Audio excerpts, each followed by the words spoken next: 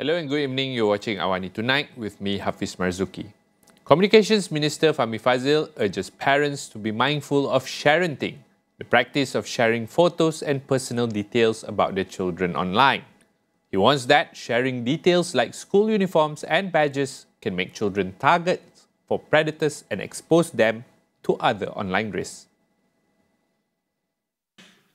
Grup-grup yang ada, mereka meletakkan gambar budak-budak kecil berbaju kurung dan ada kumpulan-kumpulan ini macam-macam perkara yang tak senonoh yang disebut.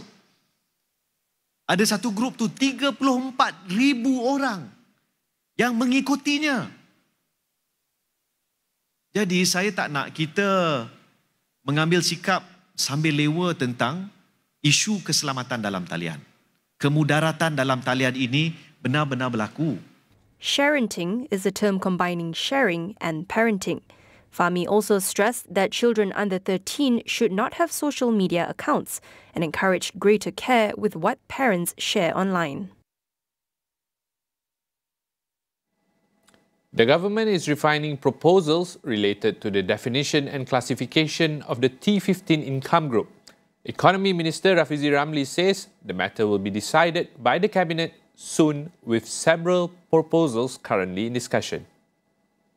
Pengelasan T15 daripada Kementerian Ekonomi dicadangkan untuk beralih daripada pendekatan berdasarkan pendapatan kasar yang digunakan sebelum ini iaitu B40, M40, T20 kepada kaedah pendapatan boleh guna bersih ataupun dengan izin Datuk Yang di-Pertua Net Disposable Income bagi memastikan pengukuran dan penyasaran yang lebih inklusif dan adil.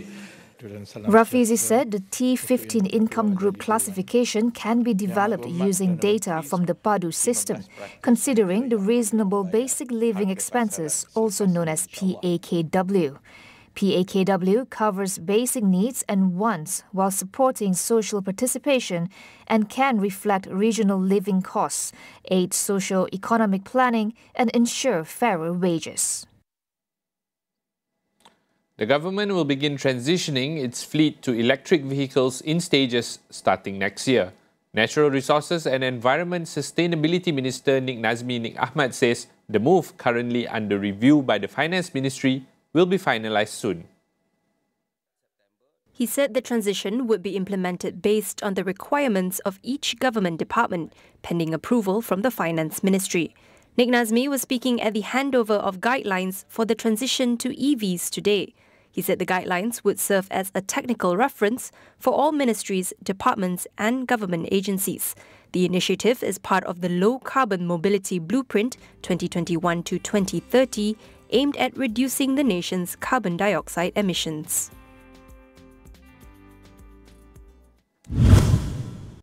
Former Sabah Chief Minister Tun Musa Aman has been appointed as the 11th Yang di-Pertua Negeri of Sabah. The appointment takes effect on January 1st next year. Musa received his instrument of appointment from the Yang di-Pertuan Agong at Istana Negara today. His 4-year term would run until December 31st, 2028, succeeding Tun Johar Mahirudin, who has held the position since 2011. The 73-year-old was Sabah's longest-serving chief minister, having led the state from 2003 to 2018. He also served as Sungai Sibuga Assembly Person from 1994 to 2020. Highway traffic is expected to see a 14% increase during Christmas and the year-end holidays. Plus Malaysia Berhad estimates the daily number of vehicles to rise to 2.12 million, up from the usual 1.85 million. Heavy traffic is expected to begin from this weekend until January 2nd. In a statement, Plus advised highway users to plan their journeys ahead of time to help distribute traffic. It said this would ensure smoother and more comfortable travel while avoiding congestion in specific areas along the highway. Motorists are also encouraged to use the Plus app, Waze or Google Maps for real-time traffic updates during the festive season. Kelantan, Terengganu and Pahang are forecasted to experience 3 days of continuous heavy rain starting today. MetMalaysia says similar weather conditions may affect several districts in Johor as well as Sabah and Sarawak from December 19th to 22nd. A total of 113 villages in 4 districts in Kelantan have been warned of possible floods due to heavy rainfall. The Department of Irrigation and Drainage warned that flooding can occur anytime and urged residents, especially those in affected areas, to take precautions and follow authorities' instructions. Meanwhile, the overall flood situation has improved, with over 100 victims and 2 temporary relief centres being opened in Sabah and Johor. We'll go for a short break. Stay with us.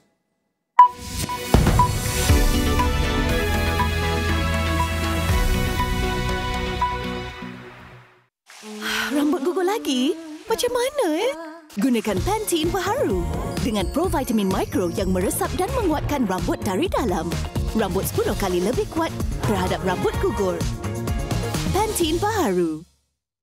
Di mana jua dengan keluarga lagi bahagia. Momen dikongsi jadi lebih bermakna. Walau jauh di mata, tetap dekat di hati. Keluarga harmoni bila semuanya dikongsi. Bila keluarga di sisi, detik jadi istimewa.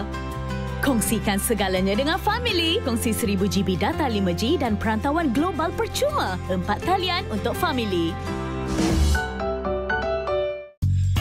You keep scratching the surface for dandruff? But the problem lies deeper. Use Head & Shoulders. It goes 5 layers deep to defeat dandruff and itch. Be up to 100% dandruff-free. Head & Shoulders. Dermatologically tested.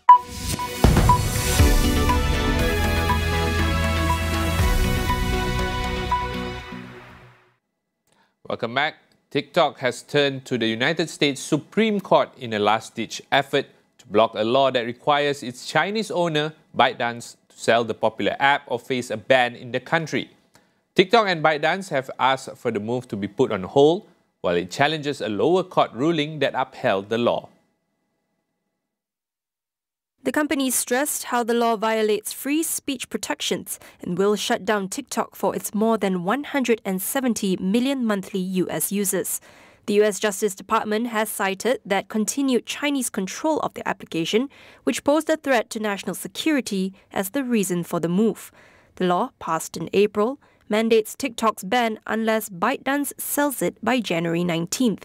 Delaying enforcement of the law would allow the Supreme Court to consider the legality of the ban and the incoming administration of President-elect Donald Trump to evaluate the law as well. Trump, who previously tried to ban the app in 2020, had reversed his stance during the presidential race and said he would try and save the app. A senior Russian general in charge of nuclear protection forces in Moscow has been killed by a bomb hidden in an electric scooter. Russia's investigative committee says Lieutenant General Igor Kirillov was killed on Tuesday outside an apartment building in Moscow. Russia's TASS news agency reported, quoting a law enforcement official, that the explosive device had a capacity of some 300 grams in TNT equivalent. Photographs posted on Russian Telegram channels showed a shattered entrance to a building littered with rubble and 2 bodies lying in the blood-stained snow. A criminal case has been opened. On Monday, Ukrainian prosecutors charged Kirillov in absentia with the alleged use of banned chemical weapons in Ukraine. However, Russia has denied those accusations. Canada's Finance Minister Chrystia Freeland has quit following disagreements with Prime Minister Justin Trudeau. Her resignation comes just hours before she was due to deliver the government's annual fiscal update in Parliament. Freeland cited differences with Trudeau on navigating Canada's future amid incoming US President Donald Trump's threat on tariffs.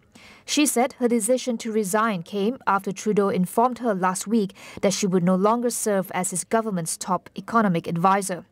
Trudeau has since swiftly named longtime ally Dominic LeBlanc as Freeland's replacement. The Prime Minister, nearing 10 years in power, has faced growing calls to step down over concerns of inflation and immigration. The Liberal leader's approval rate has plummeted from 68% when he won his first election to just 28% in June of this year. In a move to entice more foreign tourists, China has relaxed its visa-free transit policy, offering passport holders from over 50 countries a 10-day window to explore the country. The policy, which takes immediate effect, covers 60 international ports across 24 provinces. This is a major change from the previous policy, which limited transit visits to 72 or 144 hours and was not uniformly applied nationwide.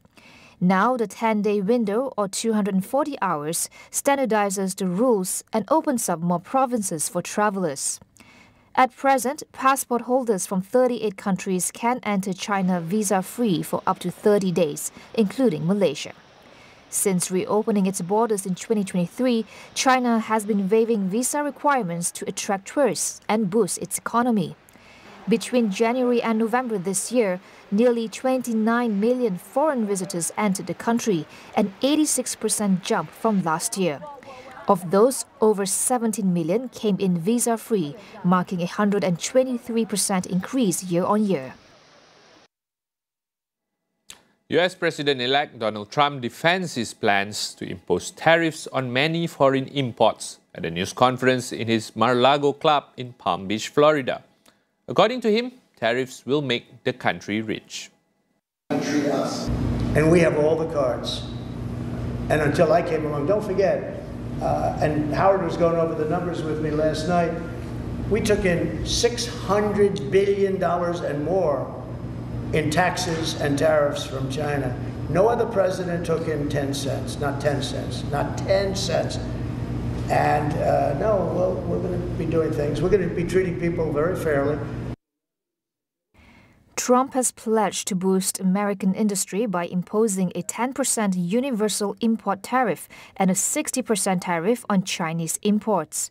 He has also threatened 25% duties on goods from Mexico and Canada, as well as an additional 10% tariffs on Chinese goods, as a way to push them to clamp down on the flow of the deadly opioid fentanyl and illegal immigration to the U.S. The three countries are America's top trading partners. India has tightened restrictions in New Delhi and its surrounding regions to cope with its annual air pollution. The new measures were issued after the Air Quality Index, or AQI, reading exceeded 400 on a scale of 0 to 500, categorized as severe. The decline in air quality prompted an emergency meeting of the Commission for Air Quality Management.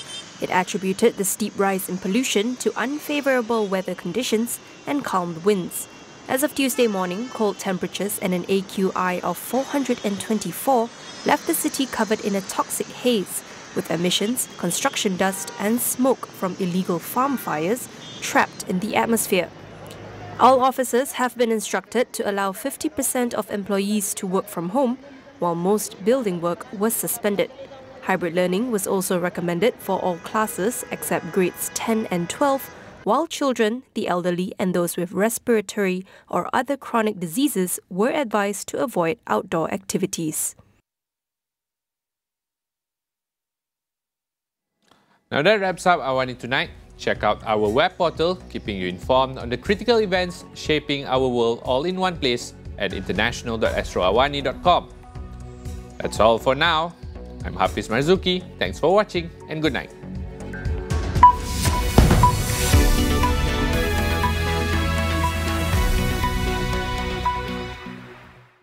Penyiaran